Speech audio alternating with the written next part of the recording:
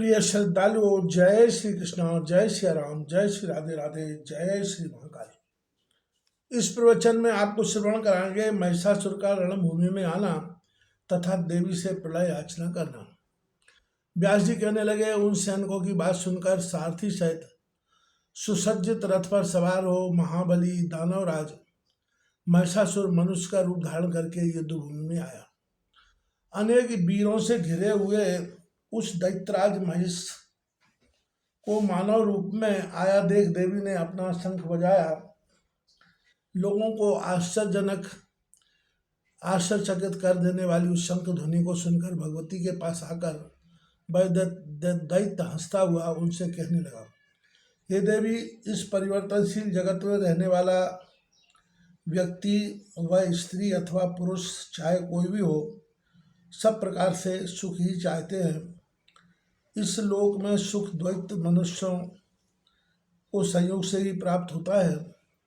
वियोग में सुख होता ही नहीं। संयोग भी अनेक प्रकार का होता है। जैसे माता पिता का पुत्र के साथ होने वाला संयोग उत्तम कहा जाता है। भाई का भाई के साथ संयोग किसी प्रयोजन से होता है, अतः वह मध्यम माना गया है।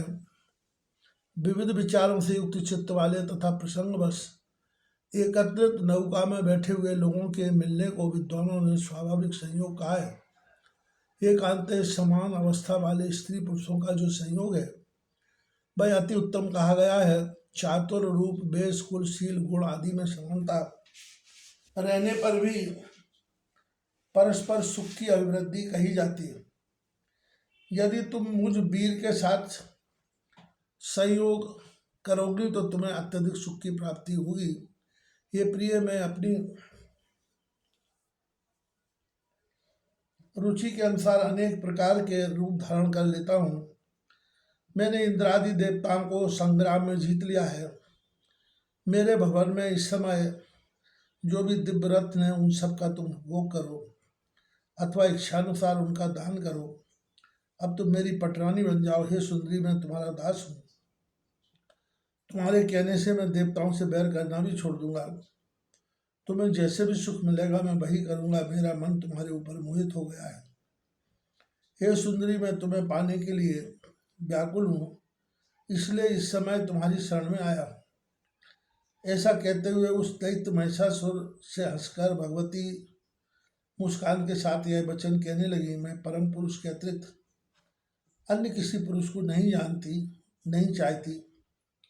मैं उनकी इच्छा शक्ति हूँ। मेरे मन में कभी भी विषय भोग की इच्छा नहीं होती।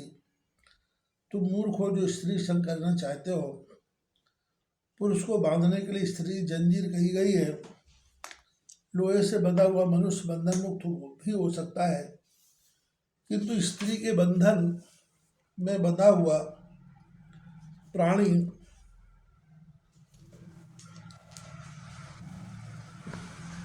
कभी नहीं छूटता। हे मूर्ख, मूत्रागार गुहे अंग का सेवन क्यों करना चाहते हो? मैं तुमसे सत्य कह रही हूँ कि जीवन में रहने की इच्छा हो तो तुरंत पाताल चले जाओ। यदि मरने की इच्छा हो तो तुम मेरे साथ आनंद से युद्ध कर सकते हो। मैं तुम्हें युद्ध में मार डालूंगी। भगवती का यह वचन सुन महेश मीठी बातें करने लगा। हे सुंदरी, पुरुषों को मोह लेने वाली तुम युवती के ऊपर प्रहार करने में मुझे भय लगता है। मेरे विष्णु शिव जैसे लोक बालों पर विजय करके क्या तुम्हारे साथ युद्ध करना उचित होगा? यदि इच्छा हो तो मेरे साथ विवाह कर लो, अन्यथा जहाँ से आई हो वहीं चली जाओ। तुम रमणी का वध करने से मेरी कौन सी गरिमा बढ़ जाएगी? स्त्री हत्या, बाल हत्या और ब्रह्म हत्या का पाप बहुत ही जघन्य होता है। हे बलानने, वैसे तो मैं तुम्हें बलपूर्वक पकड़कर अपने घर ले जा सकता हूँ, किंतु बल प्रयोग से मुझे सच्चा सुख नहीं मिलेगा। इसमें भोग सुख कैसे प्राप्त हो सकता है? अतः हे सुकेशी, मैं बहुत विनीत भाव से तुमसे कह रहा हूँ कि जैसे पुरुष को अपनी प्रिया के मुख कमल के बिना सुख नहीं मिलता, उसी प्रकार स्त्रियों को भी पुरुष के बिना सुख नहीं मिलता। यह सब होते हुए तुम में चतुरता क्यों नहीं है, जिससे तुम मुझे स्वीकार नहीं कर रहे हो? इस तरह के भोगों को छोड़ देने का परामर्श तुम्हें किसने दिया है?